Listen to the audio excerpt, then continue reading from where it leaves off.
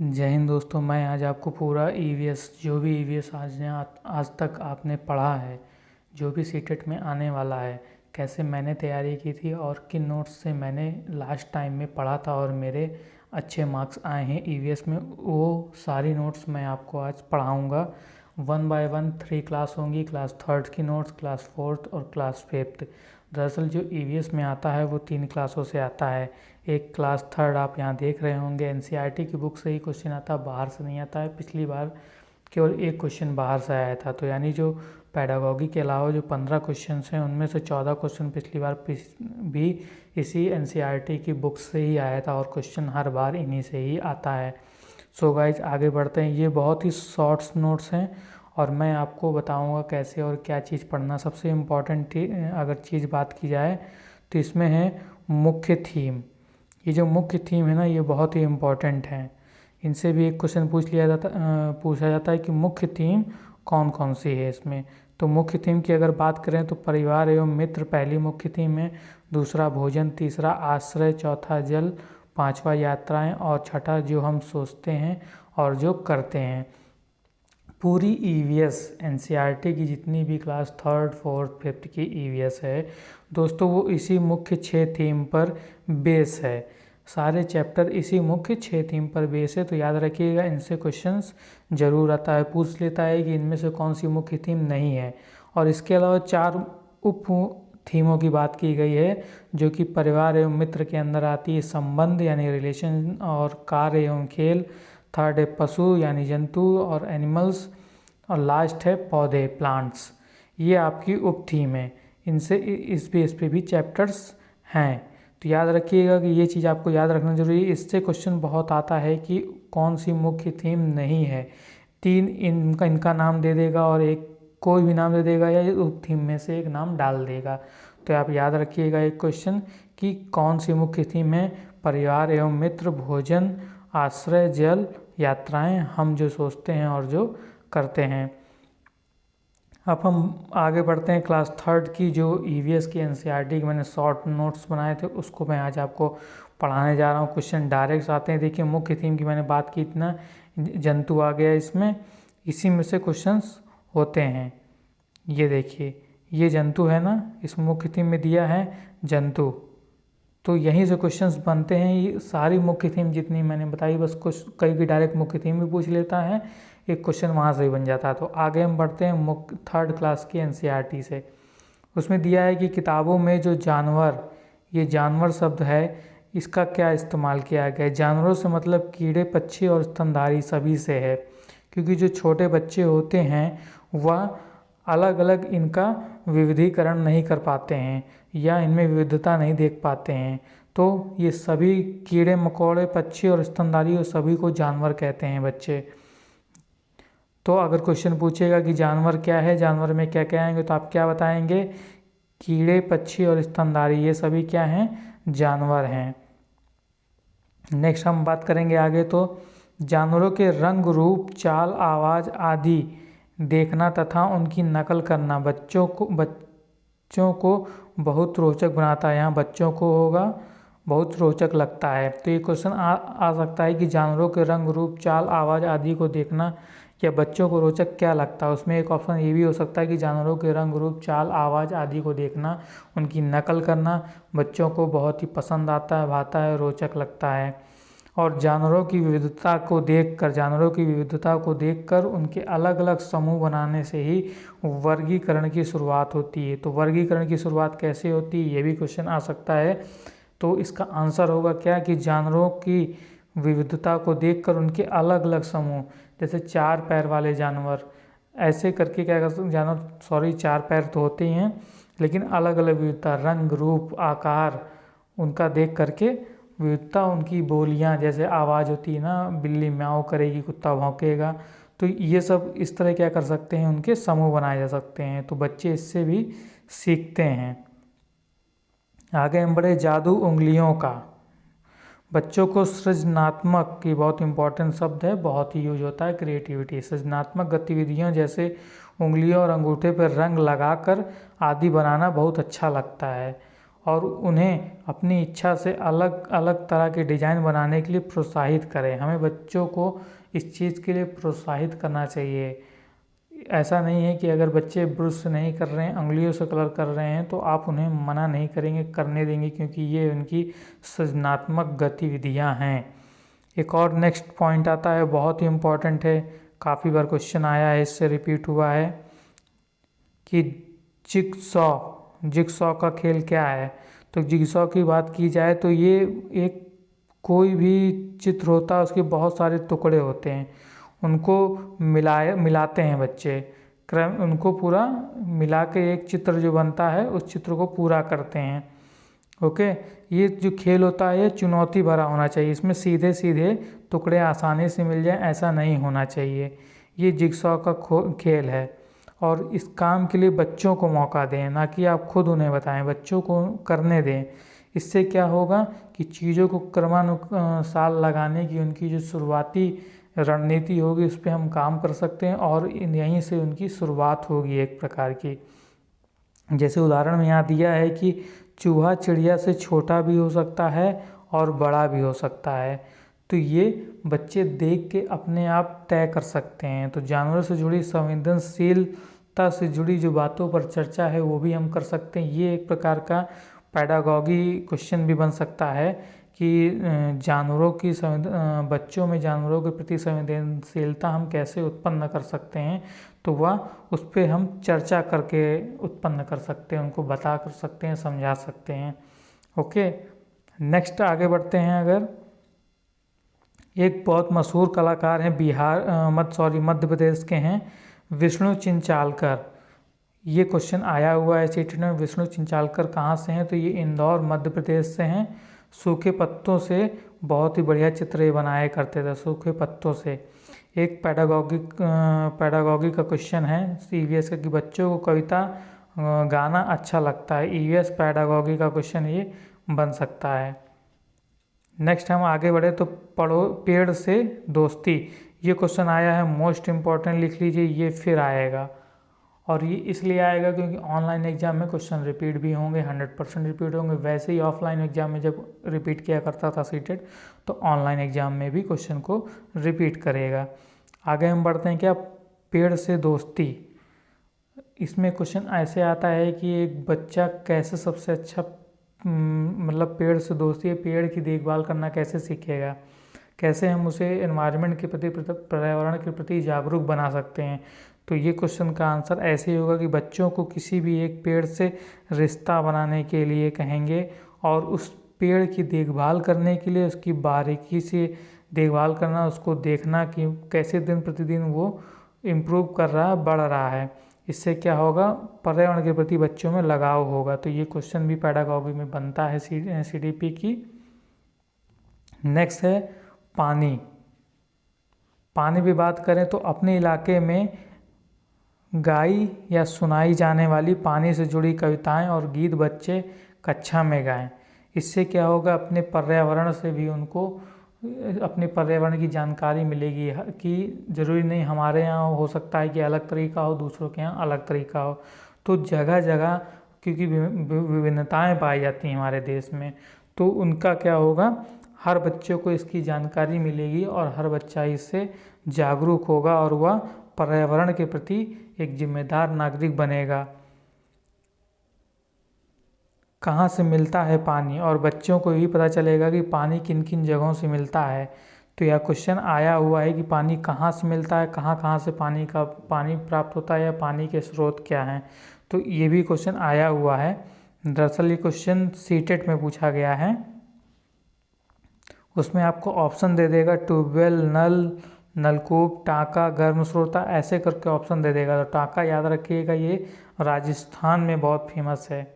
राजस्थान में क्या होता है, उसमें आंगन में इसको बनाया जाता है।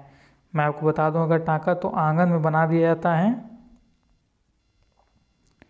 बाहर जो आंगन होता है उसमें बना देते हैं। ढालनुमा होता है, इसमें क्या होता है, बरसात का पानी पूरे आंगन से आके इकट्ठा हो जाता है और इसी को ये लोग यूज करते हैं।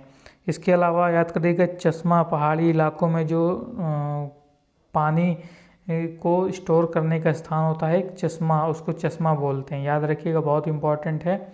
इसके अलावा बात करेंगे हिमाचल प्रदेश में, तो गर्म स्रोता बोला जाता है वहाँ, क्या बोला था, गर्म स्रोता। तो ये 3 चश्मा पहाड़ी इलाकों में, राजस्थान में टाका टका या टैंक, जो भी बोलेंगे आप इंग्लिश में, टैंक, ठीक है। तो ये वर्ड यूज होते हैं।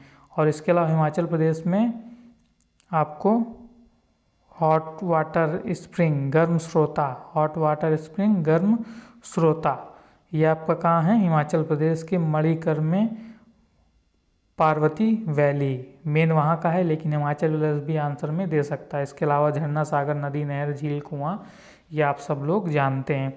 तो ये 3 याद रखिएगा, चश्मा, राजस्थान का टाका और हिमाचल प्रदेश का गर्म स्रोता, ये क्वेश्चन आया हुआ है।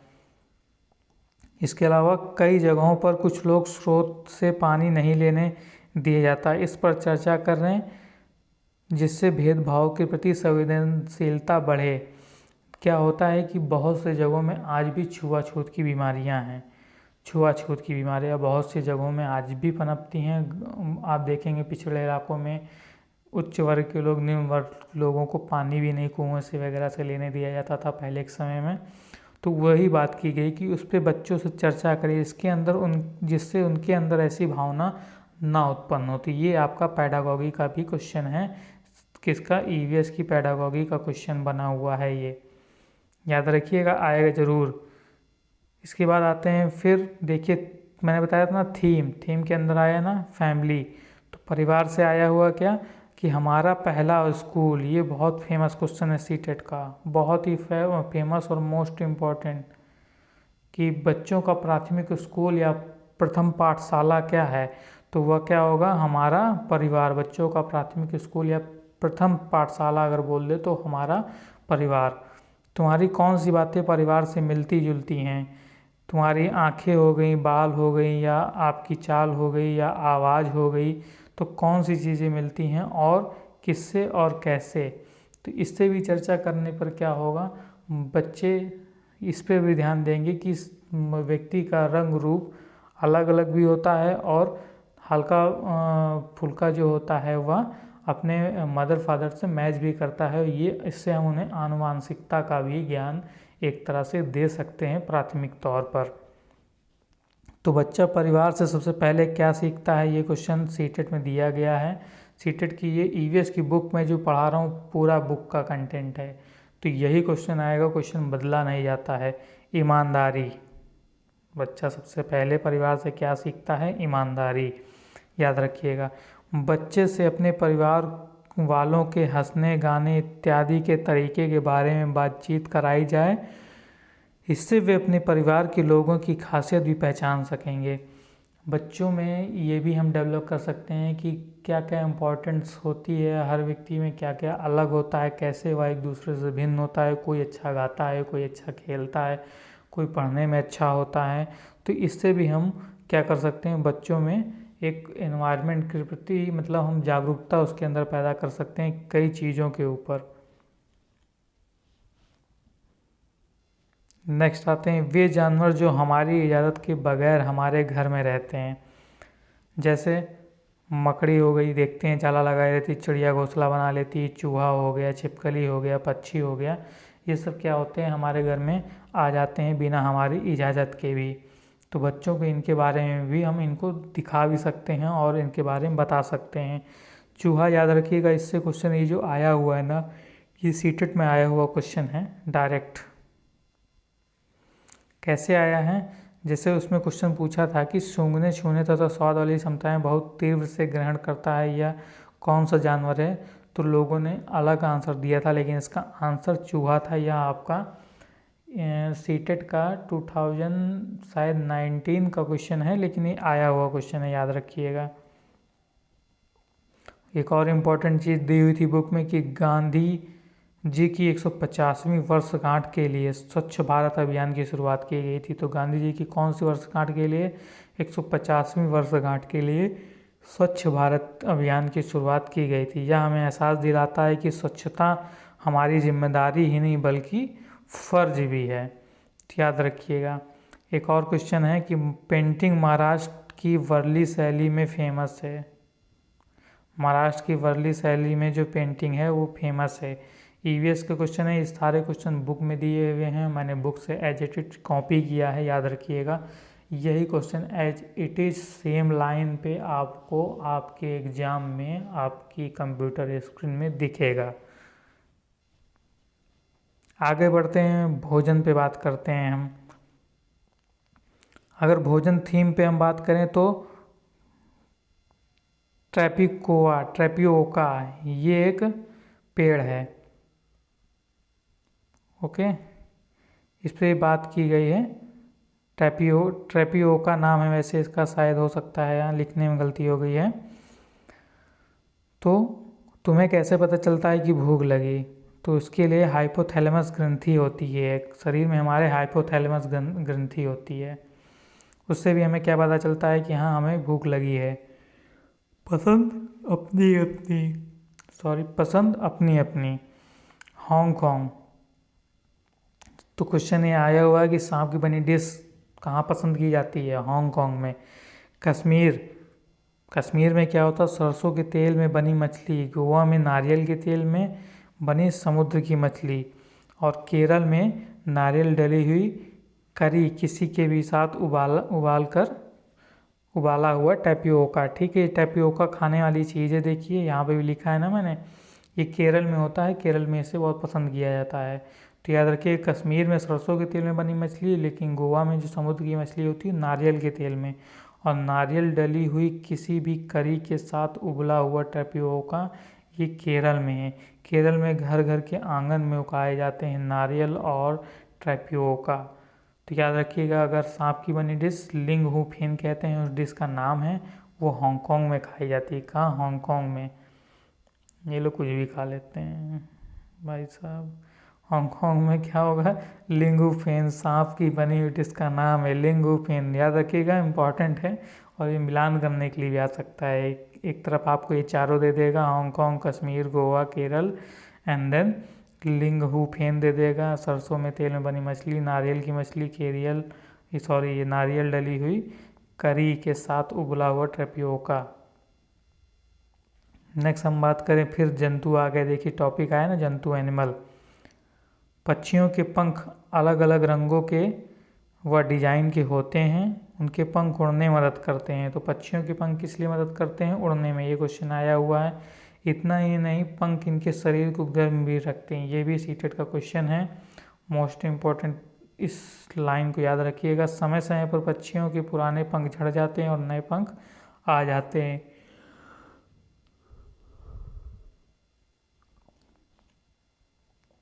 एक पेडागॉजी क्वेश्चन है नीचे की, जेंडर भेद पर हमें बातचीत करवाना चाहिए बच्चों से तथा इनसे जुड़े मुद्दों पर चर्चा करें, जैसे टेक्नोलॉजी, विभिन्न व्यवसाय से जुड़े जेंडर भेद। जैसे कि आपको बता दूं कि मैकेनिकल इंजीनियरिंग टाइप हो गया होता है ना, जैसे कि लड़कियां ना करें क्योंकि इसमें बहुत भारी भारी यंत्र वगैरह होते हैं। ज़्यादातर आईटी सेक्टर के लिए उनको कहा जाता है। इसके अलावा आप बात करेंगे तो लड़कियां केवल टीचर बने या एक तरह से केवल बैंक में पीओ क्लर्क की नौकरियां करें। तो ये एक जेंडर भेद हमारे यहाँ फैला हुआ है या बहुत जगह फैला हुआ है। तो इस पे भी हम चर्चा करवा सकते हैं। और देखिए, अगर हम और आप, यानी कहने का तात्पर्य, एक अगर टीचर सही है, उसकी सोच सही है, तो ये ज़रूर याद रखिएगा कि ये जेंडर भेद वगैरह आपके बच्चों में नहीं उत्पन्न होगा। क्यों? क्योंकि आपको वो देखकर सीखेगा, बच्चा आपको कॉपी करेगा, ये याद रखिएगा। आपकी गतिविधियों पे बच्चों का ध्यान हमेशा होता है, जैसे आपका कभी ध्यान रहा होगा अपने टीचरों पे। तो वही चीज़ मैं कहना चाह रहा हूँ कि यहाँ पे जो हो उनसे बातचीत करें, उनको बताएं इन चीज़ों पे। जो पूर्व में चीज़ें घटती चली आई हैं, जो जेंडर भेद अभी भी चल रहा है समाज में, 18 साल के होने से ही लड़कियों की शादी करना वगैरह वगैरह, जो भी जितनी भी चीज़ें हैं, उनको पढ़ने के लिए कम टाइम देना और लड़कों को ज़्यादा देना, तो ये सब पे चर्चा की जा सकती है। किसी खेल विधि के माध्यम से, किसी कहानी के माध्यम से हम बच्चों को चर्चा करवा सकते हैं। तो ये तो था आपका एक पेडागॉजी का क्वेश्चन। नेक्स्ट है कि बच्चों को अपनी भावनाओं को विभिन्न तरह से व्यक्त करने के लिए प्रेरित करें। जैसे हम बच्चे की कोई भी जो भावना है, ऐसा नहीं कि हमें उसे दबाना है, हमें उसे दबाना तो है ही नहीं। पहली बात, बच्चा जो कह रहा है उसे आपको सुनना होगा, क्योंकि अगर आप सुनेंगे नहीं, उसे डांट के बैठा देंगे या उसे हड़का देंगे तो वो हो सकता है उसके अंदर की जो ये सृजनात्मकता है, क्रिएटिविटी है, वो ख़त्म हो जाएगी। क्यों? क्योंकि वो डरेगा, फिर सहमेगा कि कहीं मैं गलत तो नहीं कह दूंगा। तो आपको हड़काना नहीं है, सबसे बड़ी बात निगेटिव थिंक आप में लानी ही नहीं है। नेक्स्ट अगर बात करें, आगे बढ़ते हैं, तो एनिमल, जंतु। देखिए क्वेश्चन आता है कि मरे हुए जीव जंतुओं को खाकर पर्यावरण को स्वच्छ कौन बनाते हैं? तो वो वल्चर यानी गिद्ध होते हैं। ये क्वेश्चन भी सीटेट का आया हुआ है, मोस्ट इम्पॉर्टेंट, कि मरे हुए जानवरों को खाकर पर्यावरण को स्वच्छ कौन रखते हैं? तो ये आंसर होगा गिद्ध, वल्चर।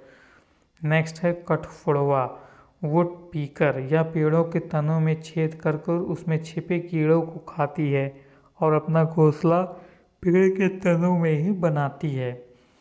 तो ये कौन है? कठफोड़वा। ऐसे ही क्वेश्चन होगा कि दार्जिन या चिड़िया अपनी नुकीली चोंच से पत्तों को सी करके, या क्या है, पत्तों को सी करके अपना घोंसला बनाती है। नुकीली चोंच से पत्तों को सी करके अपना घोंसला बनाएगी। यह कौन है? आपकी दार्जिन।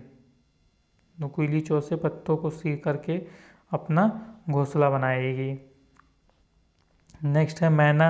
मैना क्या होगा? झटके से अपनी गर्दन आगे पीछे करती है। कौन है मैना? ये भी सीटेट 2019 का शायद क्वेश्चन है। उल्लू अपनी गर्दन पीछे तक घुमा सकता है, इसका क्या होगा? उल्लू होगा।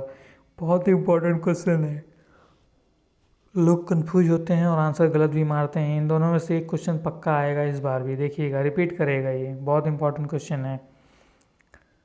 नेक्स्ट की बच्चे बाहर पक्षियों को देखेंगे तो कागज़ पर आसानी से पहचान कर पाएंगे। जाहिर बात है, जो चीज़ आप देखते हैं उस जो चीज़ आपको ज़्यादा दिनों तक याद रहती है। तो हमें क्या करना चाहिए कि बच्चों को पर्यावरण के माध्यम से ही, अपने आसपास के परिवेश से ही दिखाना चाहिए बच्चों को कि ये पक्षी है, ये पक्षी है, इसका ये नाम है। हो सकता है उन्हें बाद में नाम ना भी याद रहे, लेकिन देख करके वह उन्हें पहचान लेंगे।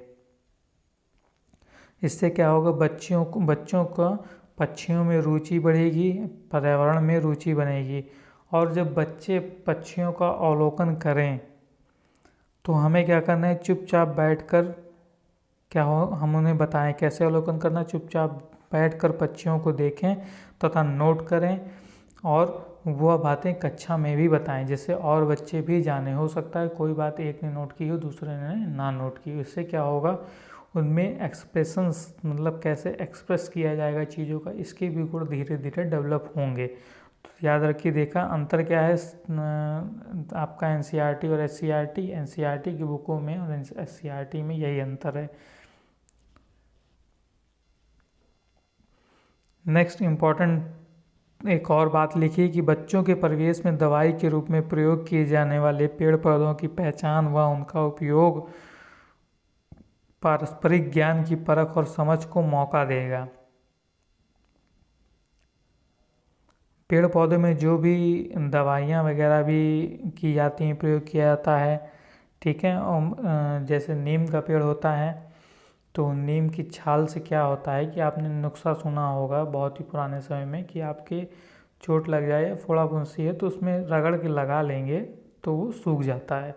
तो क्या नीम का पेड़ क्या है ना, उसका हर एक चीज़, चाहे तुलसी का पौधा है, हर एक चीज़ काम आता है औषधि के रूप में भी। तो बच्चों को इसके बारे में ही हम बताएं, जिससे उनके ज्ञान में वृद्धि होगी और वह इन चीज़ों को समझेंगे, जानेंगे कैसे इनका उपयोग करें, क्या महत्ता है। पर्यावरण, पेड़ से हमें केवल ऑक्सीजन ही नहीं मिलती, इससे हमारी सांसें ही नहीं चलती, बल्कि इससे हमारी सेहत में, जब हमारी कभी सेहत कमज़ोर होती है तो इससे हमारी औषधियाँ भी तैयार होती हैं। ये चीज़ का हमें बच्चों को ज्ञान देना होगा, उन्हें बताना होगा क्या क्या चीज़ें कौन कौन से पेड़ से बनती है, कौन कौन से पेड़ इम्पोर्टेंट है, किस लिए।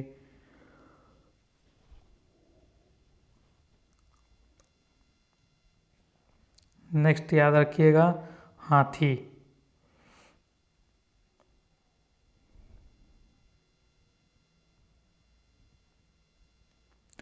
एक और थीम है, भोजन थीम है। भोजन में देखिए खाना पकाना क्वेश्चन आया हुआ है। अलग खाना कैसे पकाते हैं? सेक कर, तल कर, भून कर और भाप भाप से। ये 4 ही तरीके दिए गए हैं आपके किसमें, सीटेट के एनसीईआरटी में। तो आप इन्हीं को याद रखेंगे, सेक कर, तल कर, भून कर और भाप से हम खाना पकाते हैं। घर के लोगों से बात करके अपनी अपनी जानकारी बढ़ाएं, जिससे यह स्पष्ट हो सके कि शिक्षिका के अलावा और व्यक्ति भी जानकारी के स्रोत हो सकते हैं। हम बच्चों को प्रोत्साहित करेंगे कि अपने घरों में बातें करिए टॉपिक पे और कैसे कैसे खाना पकाते हैं उनके यहाँ। इससे उनकी जानकारी और बढ़ेगी और उन्हें ये भी पता चलेगा कि हाँ, केवल स्कूल कॉलेज ही नहीं, घर में और आसपास के लोग या हम किसी भी इंसान से जानकारी प्राप्त कर सकते हैं। हर व्यक्ति, हर इंसान, हर जगह, हर पक्षी, हर जानवर जानकारी का स्रोत हो सकता है हमारे लिए। खाना पकाने के अलग अलग तरीक़ों पर भी बच्चों को उनके अनुभव को सुनना चाहिए और उनके अनुभव को विकसित कैसे वो मतलब बोल सकेंगे, इसके लिए उन्हें मौका दिया जाना चाहिए। इसके लिए इससे क्या होगा, उनकी सृजनात्मकता भी विकसित होगी, धीरे धीरे जानने की इच्छा भी उनमें विकसित होगी और उनके अनुभव को भी हम जानेंगे। इस पे कैसे होगा, चर्चा करेंगे हम। पर्यावरण पर उससे क्या प्रभाव पड़ते हैं, जैसे कोयला वगैरह का उपयोग होता था, लकड़ी का उपयोग होता था, उससे स्वास्थ्य में कैसे फर्क पड़ता था इंसान के जब वो बनाता था। अब एलपीजी वगैरह जो आती हैं उनका यूज किया जाता है। तो इन सब पे हम चर्चा कर सकते हैं कि आपके यहाँ आज भी कौन से साधन प्रयोग किए जाते हैं खाना पकाने के लिए। और साथ ही साथ बच्चों को मिलजुल के खाना खाने के लिए प्रोत्साहित किया जा सकता है। ये देखिए दिया है ना, बच्चों को खाना मिलजुल कर बनाने में मज़ा आता है, वे अपने परिवेश के अनुसार कुछ चीज़ें बना सकते हैं। जाहिर सी बात है, आप देखते हैं आजकल के बच्चे तो स्मार्ट हो गए भाई साहब, तुरंत लाए मैगी घोरे 2 मिनट में मैगी खा लिए। तो क्या होता है ना, आपस में मिलजुल कर बनाना और प्लस शेयरिंग का जो पार्ट है हम यहाँ से पढ़ा सकते हैं बच्चों में।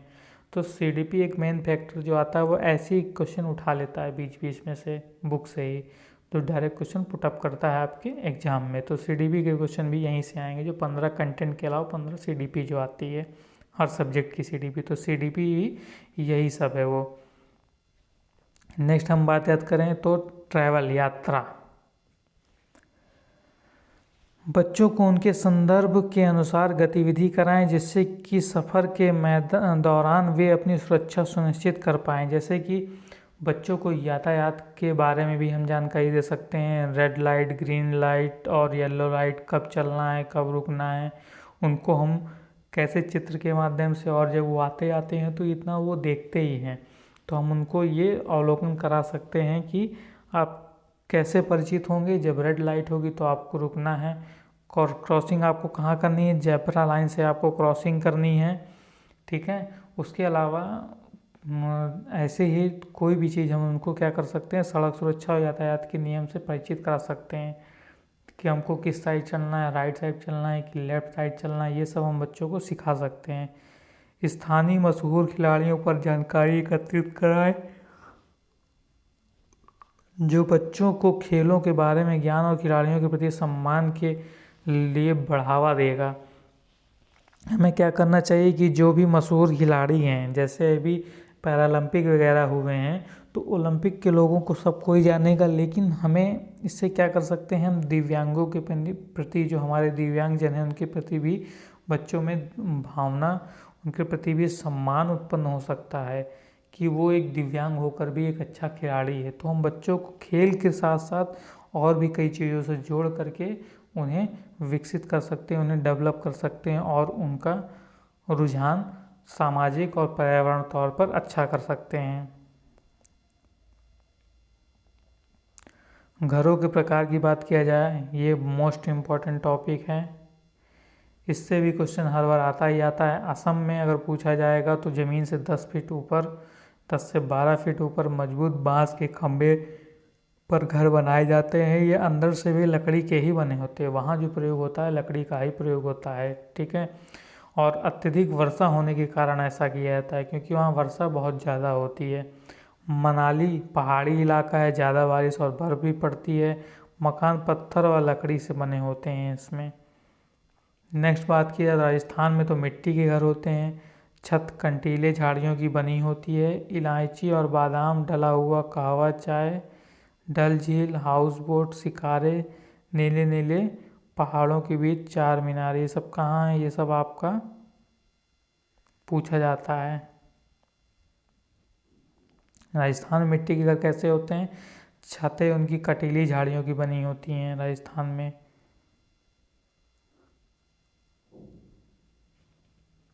ये सब आपका कहाँ का है, ये सब आपका है जम्मू एंड कश्मीर।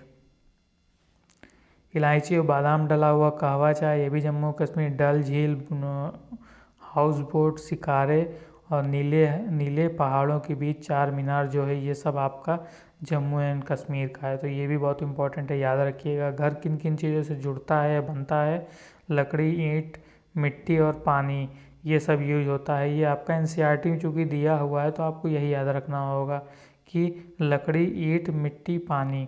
इसके अलावा ये क्वेश्चन बहुत इंपॉर्टेंट है कि नीले पहाड़ों के बीच चार मीनार पूछ लेगा, या शिकारे, या हाउस बोट, डल झील, या इलायची और बादाम डला हुआ कहवा यानी चाय, ये सब कहाँ है, जम्मू एंड कश्मीर।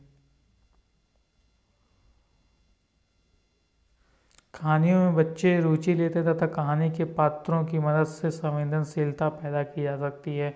बच्चे क्या होते हैं, कहानियों में रुचि लेते हैं। तो आपका पेडागॉजी का क्वेश्चन भी बनता है कि बच्चे कहानियों में रुचि लेते हैं या बच्चे किन किन चीज़ों में रुचि लेते हैं। उसमें एक क्वेश्चन दे सकता है कि मतलब बच्चे कहानियों में रुचि लेते हैं, बच्चे खेलों में रुचि लेते हैं। तो ऐसे उपरोक्त सभी का आंसर दे के तीनों ऑप्शन सही दे देगा, तो आपको राइट आंसर करना होगा। ब्रेल लिपि की बात करें, ये भी इम्पोर्टेंट है, आया हुआ है। ब्रेल लिपि लुइस ब्रेल, फ्रांस के रहने वाले, इनके द्वारा ब्रेल लिपि दी गई थी। कब, 1821 में ईजाद की गई थी, लेकिन मान्यता 1832 में मिली थी।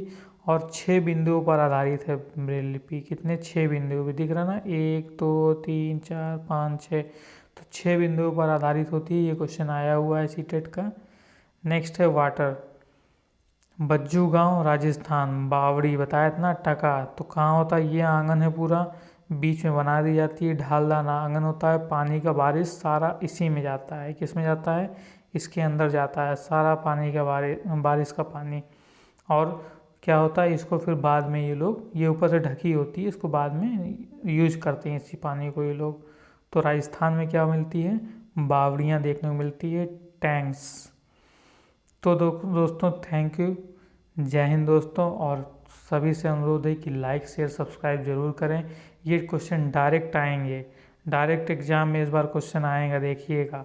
सीटेट में इससे क्वेश्चन आना तय है।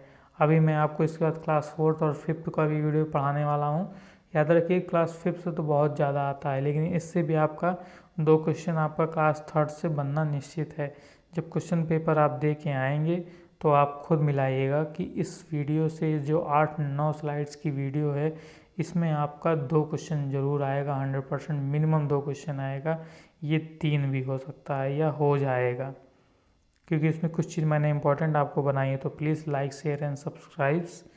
जय हिंद, जय भारत।